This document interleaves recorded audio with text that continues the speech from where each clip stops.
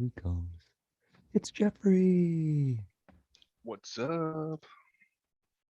Hey, did you hear that? Welcome to another episode. No, I don't think people hear that. Hey, Jeffrey, what's going on? Oh, uh, a partly sunny day after getting just absolutely hammered with rain here in the Northwest. Hammered. Like, so, we got all Apocalyptic. we got almost 2 inches of rain here in Olympia, which Wow. overnight, that's a lot of rain. Is it too much for your infrastructure to handle? No. No. Okay. That's good. That's good. That's So good. my neighbors with their massive amount of leaves need to keep their drains cleaned. Mm, okay. But I think, sometimes like people don't understand like it's this weird kind of disconnect between what's the city's job and what's your job. Uh-huh.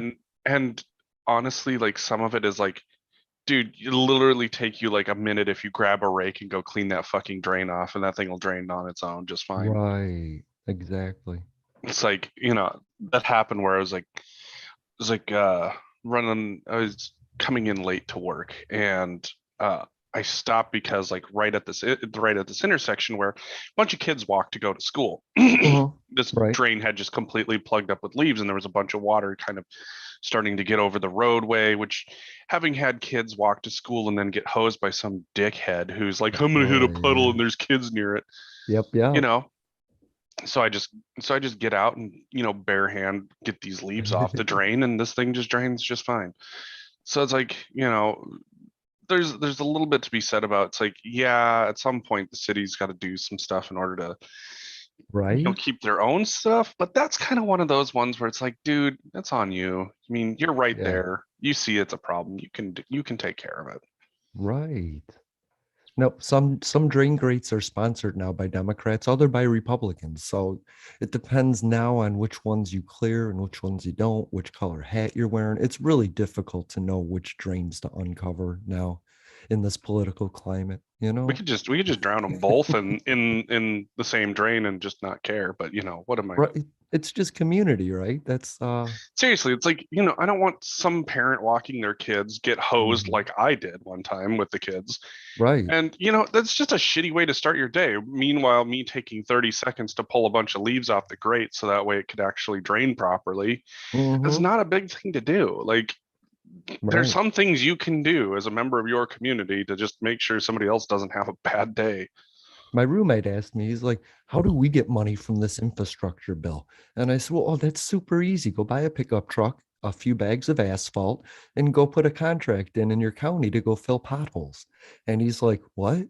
I was like, that's it. That's it. You got a new company, right? Right. Just go fill potholes in your community and tell them you're going to do it for this amount of money. And if they say yes, go do it. Right. Like seriously, like, to me, like I wonder, like I understand, like when it comes to like building actual roadways, you're definitely going to need to, have some people who Hmm. have some experience. But when it comes to patching potholes, I mean, you literally pickup truck, shovel, a tamper tool, which is really just, big flat object, on the That's top of right. a heavy, post pounder, and then, you just go out there with a depends on the asphalt too. And Mhm. then the other And the thing too, roadway, of course, right, for and the safety. roadway, but also too, it's like, because in the end when you patch it, you still have to seal around the edges with tar, and Sure. you'll want to have some heat on that. But really it's a pickup truck and maybe a one or two person job, and literally you Mhm. could have someone just like set up a little tip for them. It's like, hey, who around here has got potholes that are fucking up their vehicles? That right. Imagine getting sponsored to create a tip forum for people that want to fill potholes and then people that want to tar potholes and then people that want to drive around like Uber drivers and maybe get $1 per tip for reporting potholes, you know?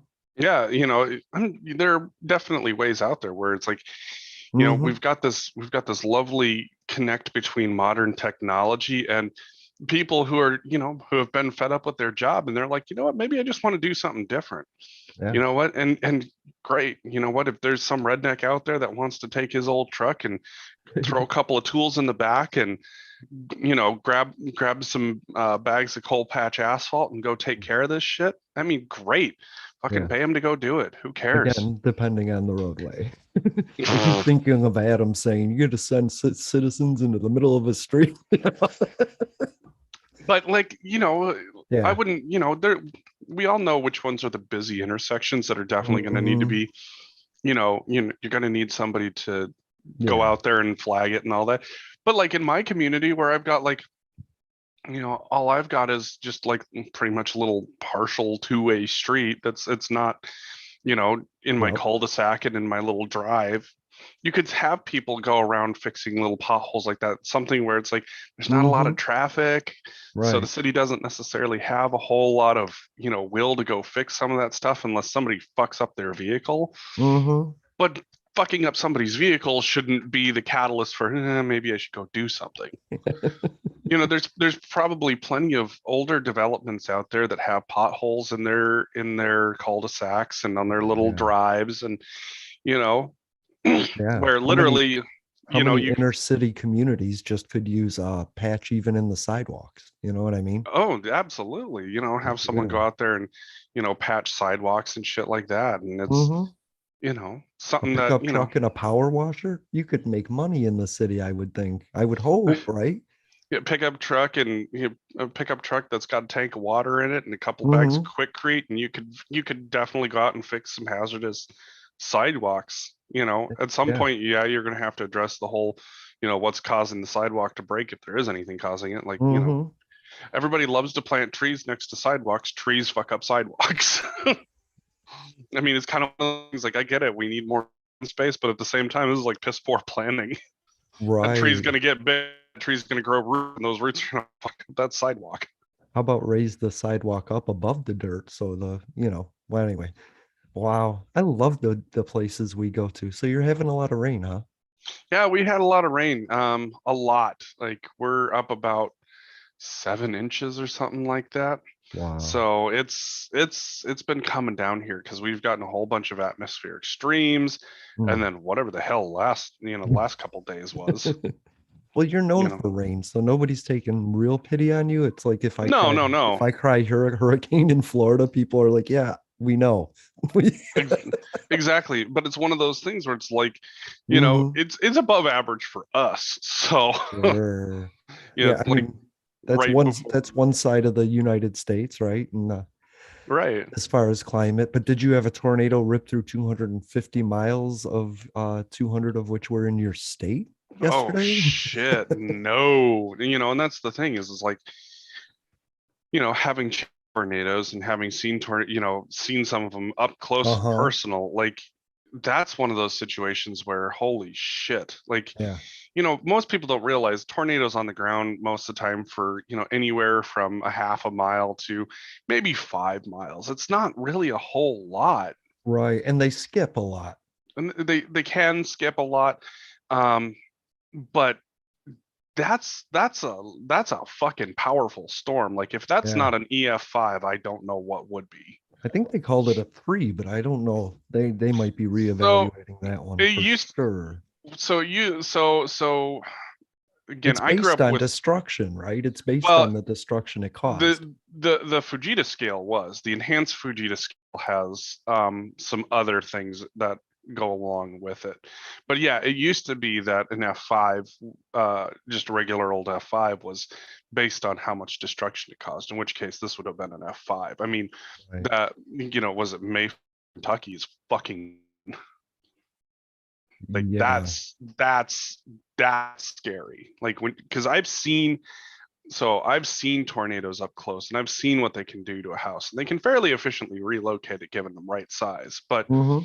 to have one go 250 miles and level a fucking town, like, Yeah. Right. What was it, mm, what I loved about it was the response. It was total American response. By the time I woke up in the morning, there was a press conference, and the guard had quadrants already set up to monitor. There was drones in the sky, police, like citizens were helping citizens. Everybody was helping everybody, other yep. counties, other states. I just woke up and I was like, that is horrific, but thank you, America, for fucking being America. You know, it was just amazing. There have been times too where we've had natural disasters here and people from other countries have shown up to come help. I know that we've Yeah. had people from Mexico come help. We've had people from, I Hmm. want to say, Spain, France, Germany, some African countries, I believe, have come to help, or have offered to help. Yeah. The fact of the matter is that, when you have these large scale destructive natural disasters and, Hmm. you have such wide scale destruction, like having people come help you is a great experience, and Yeah. especially like in the cleanup efforts. It's going to take time to get things rebuilt, absolutely, but that cleanup Hmm. effort, that initial cleanup effort, and just having that human contact with someone is just, it's so vitally important. We have we have an episode devoted to this, and it is when you want to volunteer for a natural disaster, and it's actually um FEMA's video. It's the Mm. audio of the video of what you should do and not do when responding to a natural disaster, and that is so cool. So if you want to travel to a natural disaster, check out that episode so that you don't just run into a place you shouldn't be running into. But they need Right. help. They need help. And so who you report to and what you're given, what task you're given, depends on your status of knowing things. So if you listen to this early, when you get there, you might be a help. And Right. because you're absolutely right. What's coming next for Mayfield is going to show you America, the way it's rebuilt, the speed with which it's rebuilt. I think we're going to see something amazing if we all just pay attention to Mayfield for the next year or two.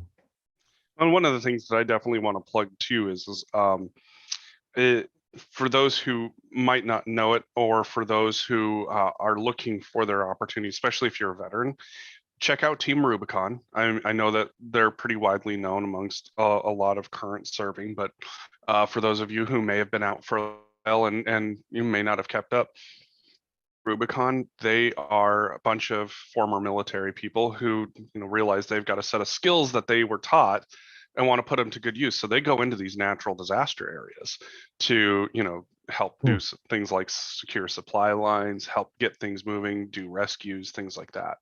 That is So, awesome. That's so awesome. yeah, and then of course, if you're looking for a place to charitably donate, obviously Team Rubicon, they're always Mhm. good. And I think that's a fantastic place to put your money. Definitely. And there's a website Kentucky has that's going to go for what people's needs coming forward. So check out the Kentucky websites for that. There's a Yeah. there's a lot of need. Imagine being homeless because of a tornado. But now imagine being homeless because of winter or homeless because before the holidays, in between what people consider holidays, and then imagine it all in a pandemic. It's devastating. Yeah. No, so like Team Rubicon was out here when Washington had its big flooding because of these storms. So I imagine that Team Rubicon's going to be headed to Kentucky next, If and they're not already there. if they're not already there. And to me, like it's awesome to see people realize it's like, hey, I got a set of skills that Hmm. I know I can use. And, they built this organization from the ground up to help with humanitarian issues. I Right. think that's a great way to continue on your service. You know what's amazing about it though is the fact that nobody looked immediately to the federal government and said, "Where are you?" It's like states, counties, people reacted instinctively, like without having to have the coordination that we always complain messes everything up, right? Everybody Mhm. hands on deck. They all just showed up. There wasn't like a, well, we had to wait for, this. Nope, they were there. And I think that is so cool. So by the Mhm. time Andy Bashir was like, "Hey, Joe Biden, natural disaster." Biden was like, "Yeah, it's on the way already. It's en route." That Right. was so cool to me. And that's the thing is like, probably one of the better things that they can do is just like, hey, we'll unlock funds that way we can, send the funds to the state. They can pay these organizations to come in and Right. do what they do best. And, my hope is that, states like Kentucky, or they see Team Rubicon and they go, yep, we're going to throw money at them because we're going to need the Hmm. help, and they know what they're doing in dangerous situations. Right. The corruption always comes after, right? in I the mean, in the permits and the uh-huh. contracts and everything else that goes The into rebuilding a insurance. community. Yeah, Oh that's yeah. where people never pay attention to that after stuff, and that's where people have learned to be corrupt, and Mm. just in the midst of hysteria, people try and gain Which controls. to me, that's one of those things where if you profiteer off of disasters like that, not Mhm. only is there a special place in hell for you, but I'm pretty sure that there should be a law that royally fucks up your day. Oh yeah. We just learned, check out our Twitter account at Public Access Pod. We just found an attorney general that's been fight for Texas.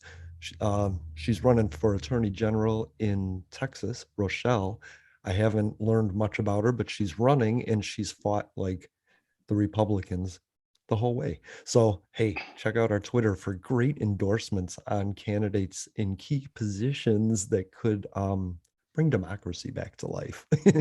So, yeah, I'm all pro democracy. What I realized was communism doesn't seem fun in any way, while democracy seems like the Bud McKenzie of the party. Oh So yeah. I want democracy. It's like the best version of freedom out there, and we need to improve it, right? I mean, that's, one of the things that we've always said about American democracy is that it's an experiment, and it really Mhm. is. Yeah, You it's know, cool though. when you think about what democracy looks like, for example, you've got the UK, which is a parliamentarian style democracy. Right. So, it looks very similar to ours, but it has, some very key differences. Hmm. Personally, I love looking at what the Irish democracy looks like. Where they constantly hold national referendums on large topics. I think that's fantastic. Direct democracy. That is awesome. Because there's some things where it's like, what, if the people decide something, Hmm. why is it that we're letting, people that are sitting in these seats in, their houses and for example, House and Senate here, House of Commons, House of Lords over there, and Right. how do how is it that you just let them decide what's best for you when the people should have their say? And I think that's fantastic what the Irish have done with that, and I think that there honestly should be a place for direct democracy here in the US. And I've heard people say, oh, but then we're going to have multiple topics and blah blah blah blah blah, and I'm like, Mhm. you know what, great, let's get some of these big topics out of the way so that way it gets Right. codified into law, and then from there, you know Hmm. you move on. So for example, like some of the big issues that we're facing here in the United States with abortion and with I would say marijuana being another big one. um, there's a lot of really really big ones out there, Yeah. but why not let the people directly choose what their response is going to be? Or have input in what the response is. Yes. If Well, it's going to affect us, shouldn't you want to know how we would maybe feel about that?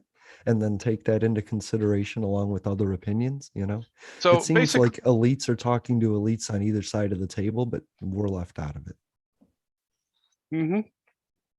And the reality is that whatever the back end work is to make marijuana legal, Hmm. I fully expect the legislative branch to come up with what that looks like. But at the end of the day, it has to be legal if that's how the people vote. Mm. It still seems, yeah, Because right totally. now, Oh, because right totally. now, I'm sorry. Yes. yeah, because right now it's just them hemming and hawing back and forth at each other and not getting anything done. Right. Marijuana specifically, cannabis, marijuana is pejorative. Uh, cannabis, um, I think I'm all in favor of it. I don't think a government should tell me what I can and cannot do. It's up to me to decide if I'm not harming anybody else. So marijuana specifically, I feel should be legal to the point of use. What I want is studies to show its effects, how long-term its effects are, Hmm. because what I have a problem with is if you smoke marijuana for 30 days, you're vulnerable to losing your job. But if studies were done to prove that marijuana didn't affect you more than 12 hours out, then we would have a better time frame for people with stressful jobs to de-stress. And that's Hmm. what I want, because it might affect your motor functions for 30 days. We don't know. We don't have that study, and that's what matters, right? But if we found Hmm. out it didn't affect your motor functions beyond 4 hours, Well, that would change a lot of lives right there. So, Well, and the other thing too is that I mean we already have existing regulations in place with a lot of heavy equipment operation, and yep, for yep. example, taking painkillers, it would be no different. It falls under the same category. And you're Mhm. right. Knowing what your maximum effective range is Yeah, will help, towards enforcement of that. So like this is another case of we've already got the laws on the books. It's just a matter of saying, yeah, marijuana falls under that. right. Exactly. And then the studies should guide the restrictions and, freedoms. Like, what if we found out that heroin actually was, I don't know, a regenerative process that gave us youth It's forever? Wouldn't we it's want to study not. that? No, no, of course it isn't. But Well, as I mean, Ezra, there's there's a lot of things that we want to study, but at the same time too, it's yeah, like we have this threshold of what is destructive to the person, right. and in which case, like there's a lot of things like, for example, heroin is just highly synthesized opium. We know what opium does. Mm-hmm. And we know that, opium has its limitations on the person. And so like legitimately, if you smoke opium, you're never going to have an opium overdose. There are chemicals within the plant that will knock you out before you ever overdose. Same with weed. You will Right. you will end up passing out and falling asleep before you ever overdose on anything. But Yeah. the synthesized versions, heroin, other opioids, and then for example, Marinol, And yeah, fentanyl. you and oh, fuck fentanyl. And what's the Those new things will one? kill. Capitol. I can't. It's from Syria. There's a new drug. It's an amphetamine. It's sweeping all over the world. Don't take it, but look it up. Capicrol or something. So beware of that. Yeah, like that's one of those things like, I remember when, as a kid and I was, like, ooh, drugs. And, everything was Yeah. like laced with fucking PCP and it was just Right. absolutely ridiculous. Wiki It's like, stick. Mm. it's like, not my parents' weed. I mean, they had ditch weed, but, it was Uh-huh. laced with stuff. And now they're like lacing everything with fucking fentanyl. And, Mm-hmm. it's like, Which is why our marijuana is, our cannabis is so much more popular in Mexico than theirs, right? Because ours is purified, well, guaranteed, are highly, highly regulated. highly regulated. Mm. Oh yeah, the cannabis industry in Washington State, for example, is highly regulated. It's Yeah. it's it's wild, but I think it's the right call because if I go to a shop and I get to see their menu of services and I pick out a certain experience, fentanyl is not part of that experience that I want. And Right. motherfucker, that shit will kill somebody. Like, with a Right. friend of mine who's a soldier, and when what they have is have fentanyl lollipops. 5 milligrams is enough to kill a person, and their lollipops are like 1 or 2 milligrams. I'm like, yeah, pretty much put you in a medically induced coma. Uh-huh. Yeah. It's kind of funny that regulation and in the cannabis industry versus deregulation of the gun industry shows two separate methods for political parties. You know what I mean? Hmm. Regulation versus, like, what if we overregulated the gun manufacturing process and deregulated the weed process? Man, people would be messed up. Right. And the thing is like there's a certain amount of regulation that's expected, and Yeah, and it's what most necessary. people don't realize is that even within the firearms industry there already is a ton of regulation in how these products are made, Hmm. and the safety of them. We have a ton of different laws on the books regarding buying, say, things like machine guns, for example. Like Hmm. even here in Washington State, going through a gun purchase right now, where I'm going to have to go see a dealer. I'm going to have to do a background check with an get my FFL information all filled out. Yeah. Even though, number one, I've bought before. Number two, I'm a licensed carrier. And number three, it's you still have to go through this every single time. In which case it's like, great, I think that that's something that should exist because the reality is that, as a law-abiding gun owner, I don't have any plans on having to use my guns, but I would like to be able to use them if I need to. But also number two, like in the case of, I want to say this was it Texas, where they had that one guy who was in the Air Force who got kicked out for, some domestic violence stuff, should have been reported to the database. I want to say it was either national or state because he got kicked out of the Air Force, and then he ended up killing his spouse. And he should have been a prohibited possessor because of his convictions in the Air Force, but because the systems didn't talk to each other, he ended up killing his spouse Right. or former spouse, and it was really fucked up. Like there are a lot of good laws in place. There's some places where things should be strengthened. For example, it's like I know that that's like it's probably unpopular, but gun show buying loopholes exist, and I don't think that if you're going to require a background check on somebody, you need to have that background check done regardless. Hmm. I don't know. It's all thoughts because just studying it or analyzing it is it's not allowed in government or the CDC. Nobody can really study it within the There's a government. You there know was a what I mean? very limited CDC study that was allowed to start, and I don't know what the process Yeah, of it they was. talked about it just a couple years ago, though. Yep. So I don't know, and that was I want to say that was something that was allowed during the Trump administration. So But I'm not not really. because of the Trump administration, but because of something else that happened. Well, it happened after that Las Vegas shooting. And the NRA collapsed a little bit, and Moms Demand Action actually demanded action that got somewhere, and And so indivisible, so a lot of people got that far. but that's one of those things where as a gun owner, we constantly hear from the gun owning, right? Oh, it's Hmm. mental illness, it's mental illness, it's mental illness, and from the left you hear it's guns, it's guns, it's guns, and I'm like, well, That's it. Let's study it. No. great, yeah, let's study it, because if it's a mental Mhm. illness issue, that means that the right doesn't have any more excuses for cutting funding on mental health. You Let's can't just say you can't say it's a mental health issue and right, then have all of these tragedies happen back to back to back to back to back and then cut mental health funding. right. No, I Because agree. otherwise, Let's because essentially what your actions are saying is that you're saying it's a mental health issue, but acknowledging it's a gun issue and that you're not going to do anything about it. Whereas if it is actually a mental health issue, then you have to put the funds and the money where the issue is. Because here's the thing: is like there are millions of gun owners out there that don't do fuck all with their guns other than take them out to the range or take them hunting. mhm. And there's I an mean, estimated 5 million guns just laying on couches around America too that kids have access to. exactly. And you know what? Like we're seeing in Michigan where the parents are being charged for, a Hmm. slew of things. When you're negligent with a firearm, absolutely you should be Yeah. charged. And by the Whether way, your kid kills themselves, another kid that's in your house, or takes it to school and kills kids. yeah, Like I don't that's being negligent as a gun owner, and of course you're responsible for that. You're responsible for that firearm. you're responsible for that. And we did call it the schools being, there's two separate lawsuits for $100 million for their negligence in the situation. So they have some responsibility. Apparently, it's not enough to be criminal, which is, I think, fair.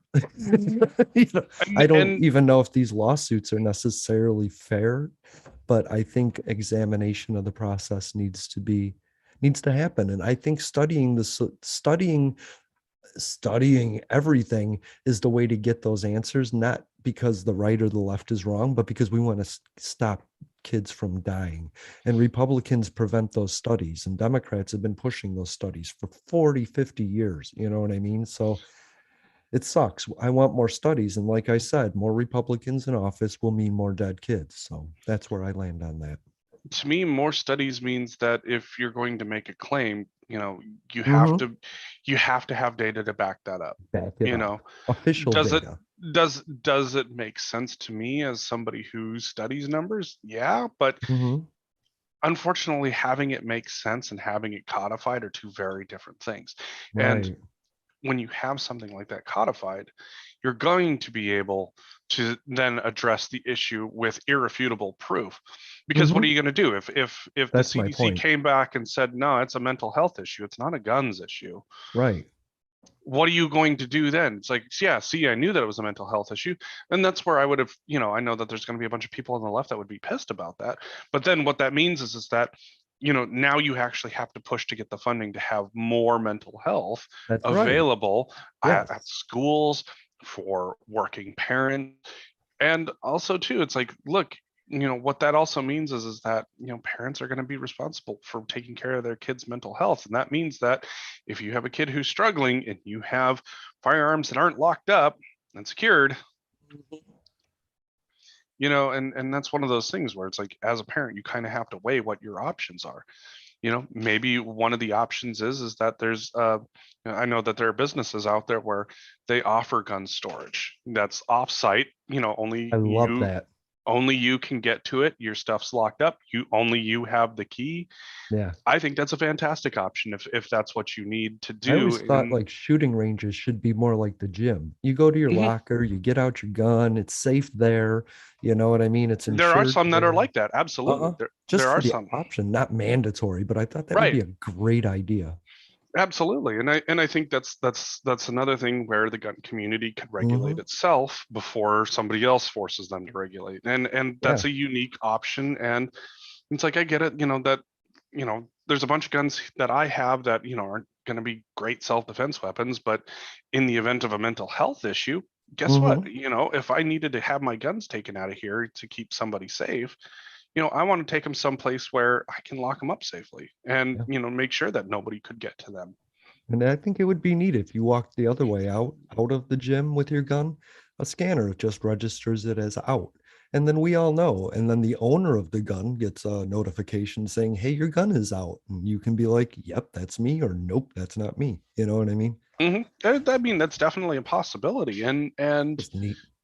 it's one of those things where, especially like if you're going to check all of your guns out and take them back home, Hmm. great, cool. It's like now the system, their system knows, it's like, hey, we're not liable, we're not responsible for this, Yep.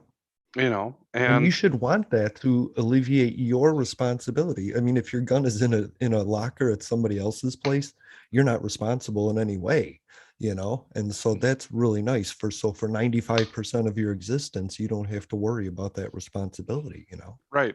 And that's the thing is that there's all sorts of possibilities out there, and there's all sorts of ways in which the gun community can regulate and help its own Hmm. before somebody else decides to do something really fucking dumb.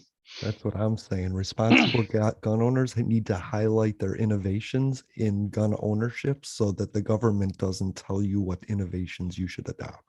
Or and even you can even look at it from a perspective of how do you take that technology that maybe a range would have, and how Hmm. do you integrate something like that in the home, so that way, you know you have the key and only you possess the key, and there's some metric of only you're able to get it. Now, like, I'm not talking like, your standard gun safe key, which you could go on Amazon and buy a freaking Totally. standard key, but like an actual badging process where it's like, kind of like, your home security system, for example. Mhm. It's like, cool. It's like, hey, I'm going to get my gun out and I use whatever my badge, my badge or whatever scan Right. code is in order to get, open up my safe. And, I get a notification on my phone that says, hey, your gun safe has been opened. Yeah. I like the gun thumbprint idea of making to arm a gun, like it has to be your fingerprint, your DNA. I thought that was Go for the exciting. straight Judge Dredd. Yeah, but I mean, Sean didn't like that idea, but I loved the idea. My gun is so safe, only I can use it. Like I would want that. If I had a gun, I would want that. That would be cool to me. And I mean, while I understand how cool that would be, number one, like, it's a Mhm. very mechanical piece that would require a lot of electronics to be put on your firearm. Whatever. Um, I mean, number one, that doesn't exist. Number two, then the question is reliability. And number three is, then you Yeah. have a bunch of scenarios where, what happens if, I have somebody break into my house and I'm trying to get my fucking fingerprint to register, but I'm panicking because there's somebody in my fucking house. That's true. I thought it would be There's more seamless than that as well. and there's a bunch of different ways that, you can potentially do something like that, like have the lock itself be able to be biometric or something like Hey that. Siri, arm my gun. I don't know what you're saying. Arm my gun. I don't understand. Yeah, so yeah, no, it's one of those Yeah. things. It's like, you can have biometric lock boxes, for example, Hmm. and that's how you quick hit the biometric on the side of the bed or something, and then it props open that slot that has your gun ready to go in it. I mean, there are ways that you can always do stuff. Right. you know there's there's always a way that you can make something like this happen. Just don't see it as a restriction. See it as an innovation. I like it. I think Well, and innovation is awesome. well, and especially like where you're looking at security, for example. It's like Hmm. great, it's like when you have a gun that you want to keep accessible because you might live in a place where Yeah. you're concerned about the health and safety of your family members. Hmm. You want to have accessibility, but at the same time, like if you've got small kids, you don't want it to be too accessible, but you also Right. don't want it to be such a pain in the ass for yourself that you end up wasting precious time. There are ways that this Hmm. can be done. I think, but the gym idea gives an option of exotic. So you can be a gun owner and keep your pistols and whatever your rifles at home, but say you want that bazooka or an Uzi, you keep that in the locker. You know what I mean? And like, what if you could rent out from that gym a bazooka or an Uzi? I think the options of having this gun club regulate itself and keeping the guns there is a great idea for camaraderie, community. I think that's so cool. Hey, can I use your AR? I want to try it. Yeah, Yeah, and you that's know? and or something where it's like somebody's looking to buy their own, and you have Hmm. just a standard stock set of different weapons that somebody can go in and try out. I mean, those Right. those those kind of facilities do exist where it's That's like cool. they're part gun range, part gun sales, and so it's like hey, I'm looking for something that's going to be easy on the wrists, or hey, I'm looking for something that slaps hard. Right. Those do exist, but at the end of the day, making sure that you have whatever safety you want. Hmm. um and I think that that's where there's a unique opportunity there for the gun industry, just in making firearms, but making safety items for firearms that goes a long way to help the gun community protect itself. Right. I mean, look at liquor. Not every liquor is 500 proof, right? Like they they Jesus. they limit the proof so you can have an entertaining time without Well, at being 200 dangerous. proof, you'll go fucking blind. Well, right. And 120 proof is like a badass, alcohol. And some of them are like 0.5% because you just want the flavor. It's Right. it's it's gauged on your, enjoyment versus the danger of it. And I think that's, anything should be that way too. Cars are the same way, right? Some cars are built for demolition derbies while others aren't built like that. Right. So, I don't know. That's cool shit. So I heard something that made me upset, but maybe you Ooh. can, it doesn't really matter. It's not that Let's big of a see. deal. Donald Trump said that if he doesn't run again in 2024, his supporters are going to get angry. And my question, I guess, after seeing what I've seen over the past 5 years is where do you go from where we are to what's defined by them as anger? Because I've seen some horrible things. Right. I honestly I think the best thing that will ever happen for the Republican Party is when Donald Trump passes away. Or Because go to his jail. hold over the Republican Party right now, and you're just Yeah. watching this stranglehold where people who consider themselves allies, if they say one Hmm. thing wrong that's not in lockstep with Donald Trump, Right. they get fucking ostracized from the community. Hmm. And it's so weird. It's so fucking bizarre. Look at Georgia. There's a there's in the Republican side, there's a guy that stole the election from Stacey Abrams running against a guy that says the last election was stolen so that they can steal the next one. It's weird. It's weird, right? It's bizarre. It's unfortunately the Republican Party is in this weird cult like state right now, and Hmm. it's not a good look. And don't get me wrong, this is not my endorsement of the Democrats, because the stupid shit that they're pulling right now is just something miraculous too. Oh, sure. But they're But trying as opposed to actively trying to harm me. That's the difference. I mean, we'll go with they're not trying to hurt you. I think that's about the best that we can give them.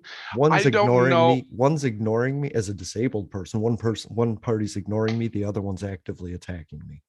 So yeah, I think that's pretty much about the best way to sum it up. Hmm. It's it's still royally fucked at this point, and it's Right, but really unfortunate. it's not an equivalency. No, One's attacking me. I can reform the one that's ignoring me if the one that's attacking me carries its weight and stops attacking me. so it's, you know, and that's the thing is like, even still, like you have people like, you know, Liz Cheney and Adam Kinzinger just get attacked constantly because they don't agree with Donald Trump. But when you look at how they vote on conservative policies, they vote on conservative policies for conservative policies like 99% of the time. So it's like really, your problem with them is that they don't like Trump. Right. Liz Cheney didn't Even vote though, for the infrastructure deal. nope, Nope. Liz Cheney didn't, and I'm pretty sure Kinzinger didn't. I don't I I don't don't know. remember if he did. I know that there's a number of people that that did vote for the infrastructure deal. You know, mainly because like the Senate, you know, Mitch McConnell tried to get it so that way he could get money into Kentucky. Like, Of course. get it. You You know, should. That's what the government is there for. Those representatives are there just to get money for the people they represent because the government takes so much. We're trying to recoup that. It's the return on investment that we have.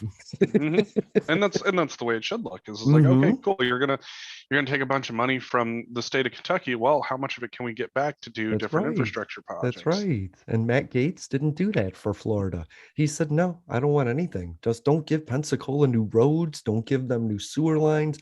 Don't take care of that dump. Just keep doing what you're doing because I'm happy to give nothing back to my district. And that's what a Republican is saying. And that's what bugs me. You know, and that's that weird cult of personality. It's like I don't Hmm. get it at this point. It's like, look, you know, you can use you know, this money from these projects to fund various sorts of things that your constituents, Republican or Democrat, absolutely need. Exactly. You know, Exactly. especially if you're going to claim yourself to be pro-business, why wouldn't you want to have better infrastructure to make those businesses more competitive, Right. not only just within the state, but you know, against other states as well. Why wouldn't you want to get the money back that your constituents invested in the government, you know? Exactly. And that's what it boils down to is that Hmm. whatever this weird cult of personality is has long since abandoned fiscal conservatism. Like that's what's so weird about it to me is that Even fiscal common sense. like there's the like the conservative look at how laws are interpreted. The conservative look at Hmm. how you spend finances. Like it's just absolutely bizarre to me that this is even a thing. Yeah. It's just so strange that you have this struggle going on with whether or not you can have money come into your state because the president's a Democrat. Right. Suffer for my politics. That's the It's Republican. so Yeah. bizarre. And Whereas, interpretation is out the window after Thursday, man. Like somebody said about the Texas abortion bill that the Supreme Court allowed, they're done gaslighting us. They're done with us. it's just so fucking weird. Yeah, that made me so mad. And when I saw the thing in Kentucky and I saw the federal response, I was like, Joe Biden, could you just ask Kentucky to not take a woman's rights? In the agreement of we'll give you federal resources, but could you not take people's constitutional rights away, Kentucky? I And I mean, got yelled at on I Twitter for mean, that. John Roberts definitely laid it out very Hmm. clearly. Totally. And I think, you know, in terms of him being conservative member of the court, I think he does get it right when I think of true judicial conservatives. In It's the response to the like decision. like it's clear that John Roberts does not like abortion, but Right. it's also very clear to John Roberts that there is a rule of law that has to be upheld.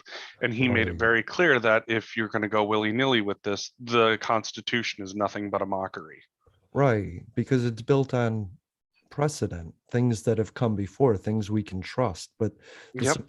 the Supreme's Court is never designed to overturn law. That's what the legislature's for. The Supreme Court is to interpret the words that have come before them, not to make a Right. decision based on popular opinion. In which case, you know what? This is where I think we need that direct democracy to codify what that law is going to be. Yes, and I want to say they're not ruling on popular opinion, but No, within their party opinion. I'm sorry, party opinion. popular opinion is 78%. They got it wrong, and the Supreme Court confidence a poll is down at like 41%. People just don't even know why it exists anymore and why they should listen to it. And Texas says, "Hey, we don't have to, right?" Yeah, Texas is thoroughly convinced that they don't have to, and they Hmm. keep getting slapped down time and time again. Except Even with this by, latest law. well, that's the problem is that I think in two ways Hmm. this is it's going to be a very it's going to be a very defining ruling in one of two ways. It's the Either beginning of the end. it either could be the beginning of the end, or you have a conservative court that says knock it the fuck off. Or you find a Congress and Senate that say these are laws now, fuck you. Like if we had an amendment to the Constitution, which takes 37 states, if we had law passed that guaranteed a woman's right, they couldn't interpret it differently because the law is the law. We haven't made a law. We've drafted a law, the Women's Rights Act, which is stuck in the Senate, but it's been 50 years. You could have codified this as law in the past 50 years. That's what bugs Mm, me about this. And now, yeah, say say that I'm a newspaper writer, or say I have an opinion, but Texas hears my opinion in their state and says, hey, freedom of speech is subjective here. We're going to have somebody take you to court because of your opinion. I'm screwed. You know what I mean? So it's a slippery slope on what you can have vigilantes justify. And that sucks. it's absolutely awful. Yeah. So I don't know. But anyway, so I mean, shitting in our capital, running buses off the road, threatening to kidnap and murder governors and vice presidents. I don't know if you have heard the Ruby Taylor story. I mean, threatening school boards and election volunteers. What I'm wondering is what is angry to the right at this point, to Donald Trump? What goes beyond what he did? Because what I notice is Donald Trump does something deplorable in hopes that the the reaction will be equally as deplorable, so he can say, hey, guess what, everyone's deplorable, see, I'm just the only honest one. The problem is, in the past 5 years, nobody has reacted as deplorable as him. Everyone has taken the high ground, and he hasn't gotten the reaction, which means he's just the dick at the party yelling at people, right? He's not getting a Mhm. reaction. He's not in a debate. He's just an old man yelling at people to yell at people. They lost the thread on the goal of anger.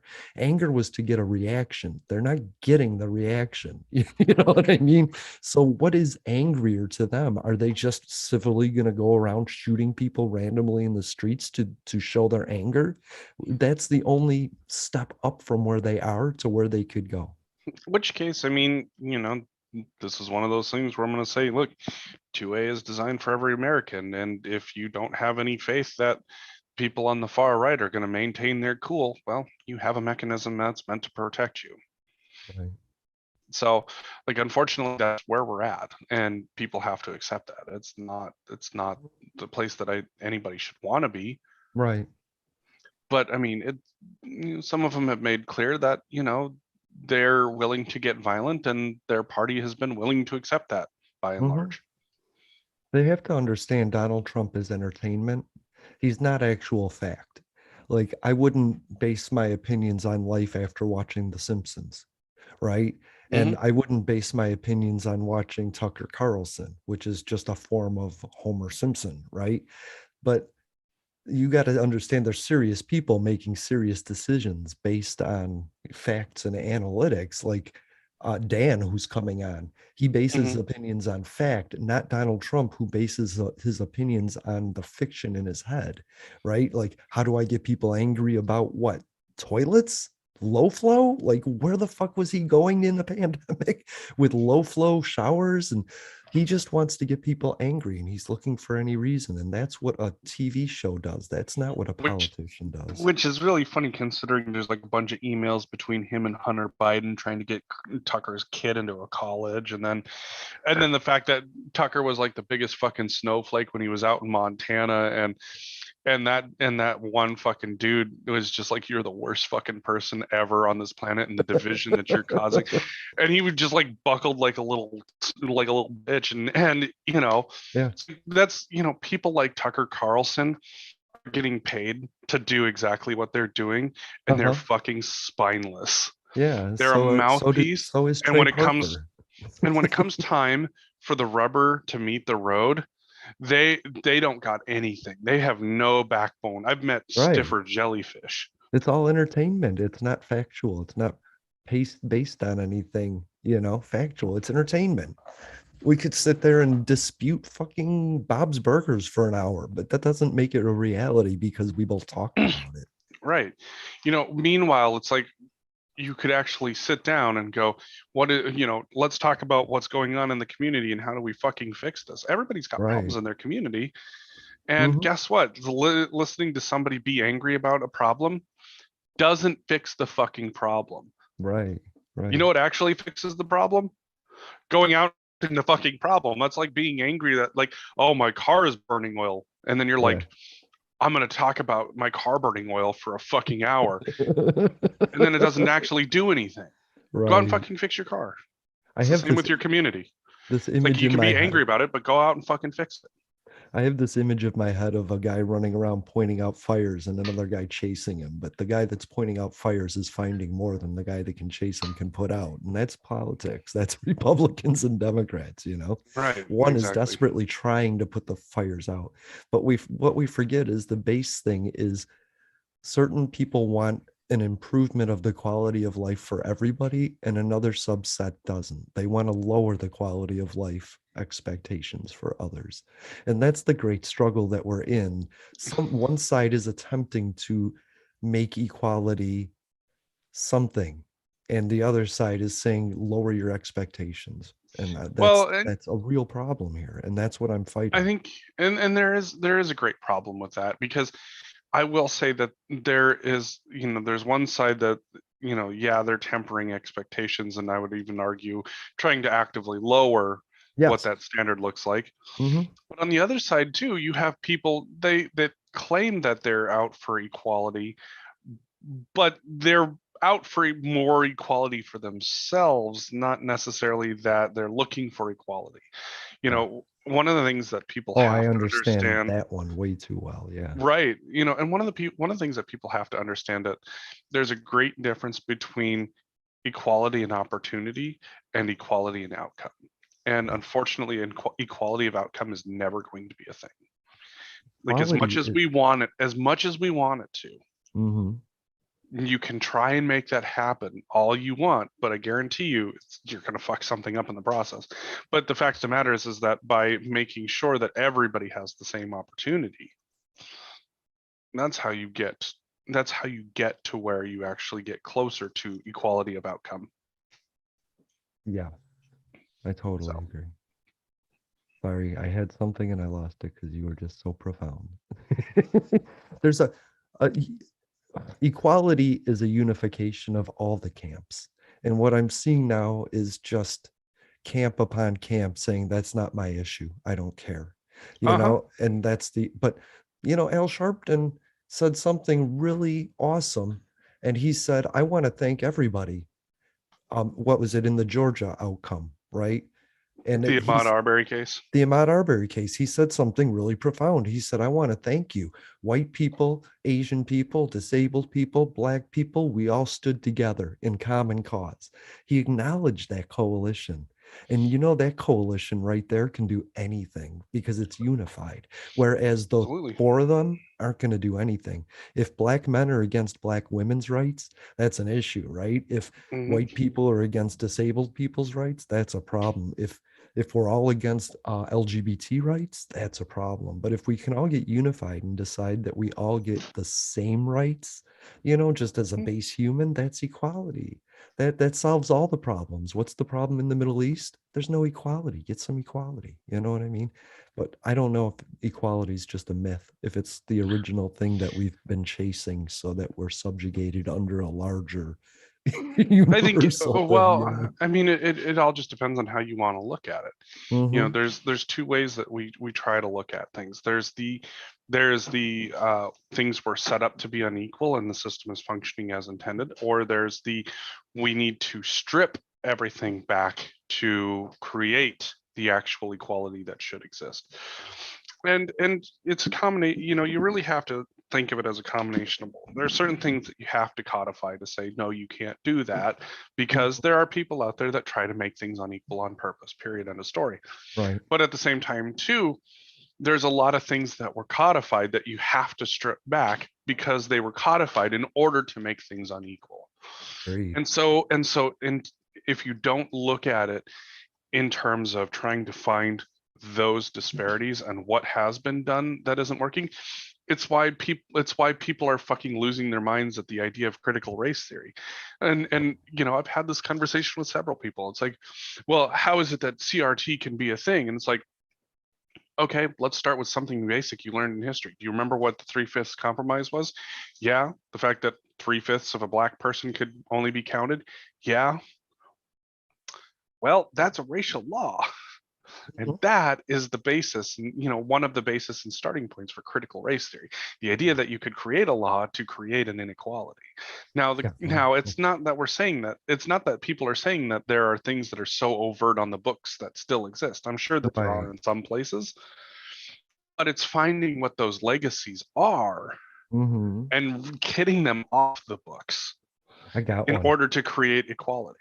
Because my buddy told me, he's like, I don't understand why voter ID law is so bad. All the Republicans think Democrats are just against that. And I said, yeah, so what would a voter ID look like? He said, give them to everybody. I said, that's the problem, because then the Secretary of State says to get a voter ID, you need a social security number and a bank account and 20 other things that maybe a poor farmer doesn't have. And that's the issue. It's a means of repression. In and of itself, it's not an issue, but how it's used is the problem. I told him, I said, remember when they had the jelly bean count and they asked a black man to count how many jelly beans were in there? And he said, I couldn't count over 100. And that's why they put 150 in there. That's the issue. It's how it's used. It's not the law itself. And that's the study of that, of every law in that manner, is critical race theory in law schools like Harvard and Yale, where they have so much time to think about this. And in fact, are what they get paid and pay to do. Right. It's like, look, you know, any of us would want to know that if there's a law on the books that is specifically designed to take rights away from somebody, Yes. like you should want those laws to be off the books, period, end of Right. story. Or Like, equally just that, like you said, equally distributed. exactly. And you know, make sure that whatever, if there's a law that needs to be on the books, make sure that it is applied to Yeah. everybody, not to a Right. specific group of people. Because You know, when there are some things you have to codify, but like I said, there's a lot of things that were codified that have to get removed, period, end of Mhm. story. Right. Jaywalking, everybody jaywalked when jaywalking was illegal, but guess who the police picked for jaywalking crimes? They picked the black people because it was a felony to jaywalk. So they didn't pick the white people to brand with a felon, but they wanted to take somebody's rights away. You can't vote if you're a felon. They passed that. Good. Now let's create laws that we can make them felons for, like jaywalking. And in the South, that's how it happens. And you don't want to know about that. You want to know about that. We want everybody treated equally, right? We want bad Hmm. guys treated like bad guys, but good people to rise and accomplish things.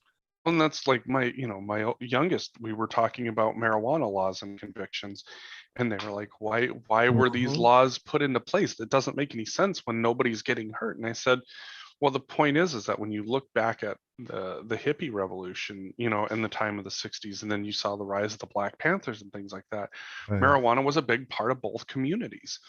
And so people were absolutely, you know, up in arms over hippies trying to change the system, which, you know, by now, most of the stuff that hippies were trying to change, we would consider, you know, very conservative. Right. And things we're but still fighting right now, by the way. Some of them, yeah. And the reality is that if you didn't want hippies voting, what could you do in order to keep hippies and black people from voting? Right. Hey, marijuana's a controlled substance and it's illegal to possess now. Yep. Oh, look at that. Now you have a felony on your record and you can't vote. Right. How do you eliminate a culture or a race's entire ability to vote? You take what they do, you make it illegal, and you bust them for it, and that's how it Right. happens. Yep, exactly. And that's, you would want to know about that, but that doesn't mean, that's different from teaching your kid that slavery was bad, right? Oh, absolutely. Like it shouldn't be something that we have to teach, that slavery Right. was bad, or Right. what the fuck was it? Opposing, like an opposing viewpoint for slavery? Right. The Texas fuck is that shit? Texas said you couldn't address slavery unless you also address the, yeah. Thank you for listening to Public Access America. Sunday. We're going to be back Thursday right after this. Sorry, Dan's here. Yay. All right. And welcome back. Hello, everybody. Welcome back. It's Thursday, the 16th of December. We are going to be joined by our favorite infectious expert, Dan. See The how man with that? an infectious intelligence and an infectious smile. He's Hi, my guys. Superman. Can you guys hear me okay? Yeah, buddy. Great. I'm just trying to sort out some audio on my end, so just give me one hot second. So feel free to keep chatting. I apologize. No problem. Hell You yeah. can find Public Access America anywhere you find your favorite podcast, and you can find this on our live streams every Sunday, noon Eastern, 9 a.m. Pacific on YouTube. So I had one question, and then Jeffrey has a whole bunch of questions. I did ask for the full Dan today. I'm excited about that one. I'm tired of dumbing down this conversation. It seems like every media agency does that with either denial or hysteria. And I just kind of wanted a really fact-based, like, great, I want homework when I'm done with this, but I only have one question ahead of all that for Dan when he's ready. It better not be whether or not a booster can give you a big pee-pee. No. I just want him to tell me what my holiday protocols are before we get into everything else, like what I should be doing, looking out for, asking other people to do ahead of the holiday. I don't want to walk in. I don't want to walk into a COVID bomb. So how do I avoid that? Don't string the ornaments together to create your own homemade set of anal beads. Oh, yeah, you don't want those to break. That seems like a bad idea. It's a terrible idea. It's the only way I can afford a PET scan. You know what I mean? Did you guys see? Oh Lord, did you guys hear the story? There was a guy in England.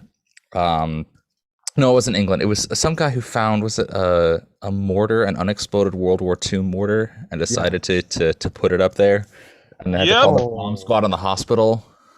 He found it. Yeah, he found it. He didn't. I didn't know he admitted to actually. No, well, he said that he accidentally sat on it, and I'm like, no. Look, there's a lot of things I've accidentally sat on, but it has not ended up on my ass. 2 words. Okay, holiday planning. Some public safety guidance. Flared base, everyone. A flared base. We did that in a couple episodes ago, right? Like flare your butt plugs. Honestly. Yes. What wonderful way to start off the holiday season is talking about, Yeah. And anal stretching with a bomb. Yeah. 16% of everything that went up the rectum accidentally was live ammunition. That was something I took away from that. Are you kidding me? And 30% was stuff in the ear, I think. So what you're saying? So what you're saying is amosexuality is now actually a thing? Oh God. Amosexuality. I love that. Don't get me wrong. I love shooting off a good rifle. Like I'm a big fan. I get to do it every once in a while. But I've never once had the thought of, you know what, I'm going to take this thing that is is explosive by definition, and put it into my body. I feel like the whole point of an ammunition is to put it into another body or into a target, but not to your own. That's right. Yeah. Well, I mean, there is the TikTok challenge that's been going around lately. That's a revival from the old challenge back in the day, called "Pointing a loaded gun at my penis." No. Why? It's I got not to the watch somebody win a Darwin Award because, well, they're never going to be able to reproduce, but they definitely ended up a toothpick and 2 olives short of martini. Oh no. Oh my. It's Yeah. not the suppository, it's the delivery device. Anyway, Dan, ahead of the questions that Jeffrey had, and I love it. I just wanted to ask you what my holiday protocols should be. You know, people are just tuning in; they want to know. So ahead of Omicron and Delta and COVID and everything else we're worrying about, what should I ask other people to be doing for me ahead of the holiday, and what should I be doing for other people ahead of these get-togethers? That's a good point. So at this point right now, with the way the vaccination works for COVID, if people are not vaccinated right now, if they go and get vaccinated right now, they're not going to have like perfect protection.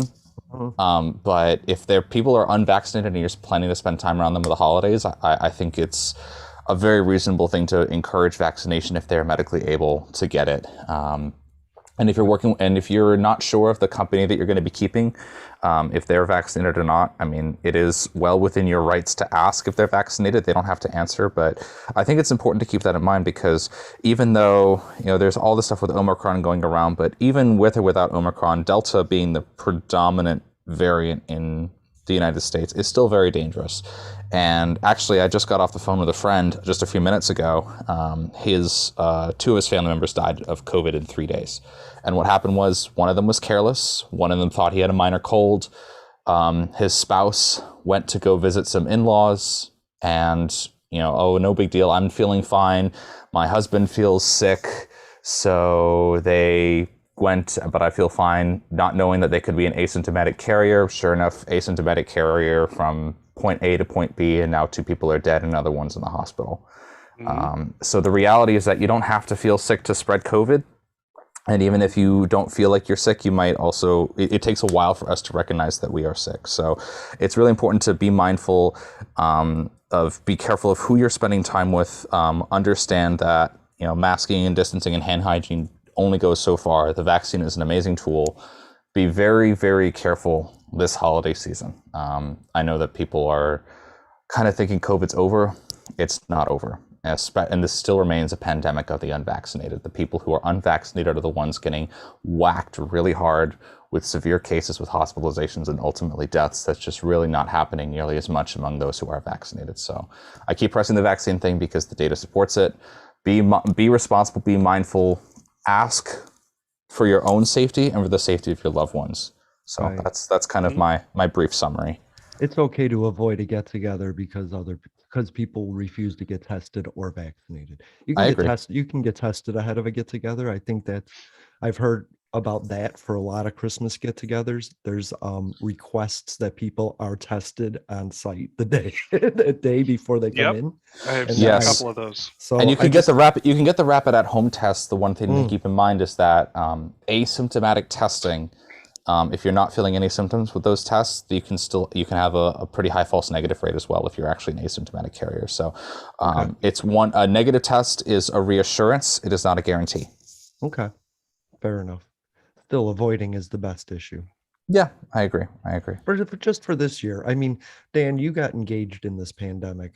You got married in this pandemic. So there's safe ways to do it, obviously, but people need to put the thought into the safety ahead of time and not the regret afterwards. Absolutely. And we very heavily modified our wedding plans and basically stayed with our own bubble because that was what worked and was safe and was responsible. And we were fortunate to have access to the vaccine as well. So, I mean, that's... it sounds like old hat. It sounds like just, playing the same piece of music over and over again, but it really does work. The testing, the being careful about who you bubble with, being responsible, the hand washing, the masking, the vaccinating, it works, but there's no one fail-safe approach. You have to be careful and be responsible with all of it. At least you're alive to warn us, and I'll leave the rest to Jeffrey. Yeah. Yeah, and that's, I mean, even looking at data from CDC, I mean, there was a bunch of really good information that came out this last week. Unfortunately, I'm not going to get into the political side. We already know what that looks like. I'm going to go strictly with, something that is not political, but being vaccinated versus not being vaccinated. This is not a political thing. It should have never been a political thing. But even the data supports the fact that, like, right now, people who are unvaccinated are 14 times more likely to die than people who are vaccinated. It's not perfect, but when you look at what the data supports, it's very clear. Being vaccinated is your best bet to staying alive. And boosters. Boosters are going to be an interesting one. Yeah, I agree. I think it's really interesting that we as a society hold vaccines to such a higher standard of efficacy or perceived worthiness than most other medications as well. Like you talk about how many people are on statins to control cardiovascular disease and cholesterol levels like Lipitor. How many people are on Cialis for erectile dysfunction, right? There's all kinds of no comment about whether or not Jason raised his hand. All these medications that we just take for granted are on the whole way less effective and have way more side effects than most vaccines do. But I guess it's maybe something to do with the fact that it's injected and it's not like for something that you have or is diagnosed with. It's not a treatment. It's kind of a prevention. Whatever the case is, people hold it to a way higher standard, but the reality is that they work. And even if they only worked 50% of the time, I think it's still worthwhile. So yeah. Agreed. Jeffrey, I heard it sounds like you have much more to talk about or many more questions for me. So fire away, my friend. I've got plenty of questions for you. Being someone that reads a ton, I recently had the question about boosters because, one of the things that I had read was, whether or not you needed a booster. There's been a lot of studies out there about people who've had COVID and then got vaccinated, have super antibodies and have a much higher antibody count than most people. Very, very just anecdotal note here. My mom had COVID, got both shots of Moderna, went and got an antibody test done to figure out if a booster was necessary. And heard something about what the range was. I can't seem to find it, but my mom's antibody count was at 251. And it's the IgG. I went and had an antibody test done because I wanted to see where I was at. And I was pretty sure that I had COVID, got both shots of Moderna. My antibody count at that time was at 281. So I have a very high antibody count, but as I asked my aunt, it's like, hey, what is there? What are you hearing about? What should it look like in terms of getting boosters? She handed me a bunch of really good articles to read, knowing that, I'm a well-read person in the scientific community. And one of the things that stood out to me was that we really don't have what we would consider an appropriate antibody range for diseases. And I'm kind of curious about what that means, for anybody who is and isn't considering a booster. Yeah, absolutely. It's a really great question. I'm glad that it's evidence-based. So a couple things to keep in mind is, first of all, there is kind of a call for an international standard, and there was not necessarily a standard for here's the threshold for immunity, but early on in the pandemic, the World Health Organization standardized the units or international units for different types of antibodies for SARS-CoV-2, the virus that causes COVID-19. So that information is out there. I think a couple of things to keep in mind are, first of all, the FDA does not recommend the use of antibody tests to assess levels of immunity after vaccination. And there's a couple of reasons why. First of all, no two antibody tests are created equally. And a lot of them are not, it's not necessarily that they're approved or not approved. It's just a different process than, say a vaccine or a medication or something like that. So some antibody tests measure antibodies against the spike protein. Some antibody tests measure against the nucleocapsid protein, which is another part of the virus body. The Pfizer-Moderna vaccines are only they're designed to present a version of the spike protein on our cells so that we can recognize it. So if you are getting an antibody test for a nucleocapsid protein as opposed to a spike protein, you could test antibody negative after getting vaccinated. And that actually was a big problem when these vaccines, the second doses came out. People were rushing to get the vaccines, the antibody tests to say, oh, did my vaccine work? And they were negative, and they're like, wait, this is ridiculous. So the vaccines don't work. And then, you snowball conspiracy theories from that. So a couple questions I'd ask was, do you know whether or not the antibody test you got was for IgG for nucleocapsid protein or for spike protein. That depends on the brand. The second thing would be, in general, even with that question, the FDA does not really recommend, saying, oh, my antibody level is X, therefore, we should get a booster. All of it is based on general risk factors for populations. So, the booster rollout has been recommended initially was recommended for high risk groups. Now it's recommended for, I believe, all adults. If you are able to get a booster, it is recommended that you go get one regardless of your antibody count. So I don't know if that's a direct answer to your question about like what is the antibody standard. But the main thing is, according to those of us who have been studying for this virus and the epidemiology and the immunology for a long time, it shouldn't really matter. We recommend booster shots for those who are able to get them and those who are recommended for. And that's the interesting thing too, is it's not just this particular virus that you have that issue with. It's every single shot, every single vaccine that we get. We don't have an antibody count or an antibody range that we actually study and that we're effective in, that we say is effective. And that was one of the things that I looked at too, because seeing that we don't necessarily have that for COVID, it's like, okay, well, do we have something like that for any of the other diseases that we get vaccinated for? And overwhelmingly what I found was no, we don't actually. We just kind of understand like what the effective time range is of the vaccine or the booster that we get. For example, with tetanus, we know that we need to get it about every 10 years. And, it's just that, we recognize that about that point, that's when, we effectively start losing our ability to fight off the, tetanus. So do you foresee any type of push towards using antibody tests in order to figure out when it would be effective to get boosters? Or is this going to be something where we're looking more at time-based data? I think we're going to be mainly looking at time-based data and relativity data for now. I think in the coming years, because the reality is COVID is not going away. I think we talked about this the last time I was on the show. Like it's a pandemic now, but we're never going to eradicate COVID, the reality. I think over time, there's going to be some more standardization because there's going to be these ongoing questions, not necessarily because it's been or is supposed to be standard practice in the field, but more just like COVID has thrown infectious disease epidemiology into the public eye in a way that's unprecedented for decades. And with all this access to, this is the first major, seriously global pandemic that we had major shutdowns for and everything in the age of instant information that we're at. So I think what's going to happen is people are going to have more interest in kind of drive the public demand for further information. But the other thing is that when you are testing for antibodies, it's not just like what antibodies are you testing for, or what brand are you using, or whatever. There's also different methods that are like laboratory based. That when you're just trying to assess antibody levels empirically, there's different methods like ELISAs, so enzyme linked immunosorbent assays versus neutralization titers. There's ELISA spots. There's all kinds of ways to assess immunity. So it's not like and they will all give slightly different results. What matters is the consistency of those results in the units that are designed for those tests, and then tracking the trends over time. So, for example, there was a really famous study that was published a few months, about 7 months ago. It was in the age of, the second boosters had been authorized. People were wondering, did they work?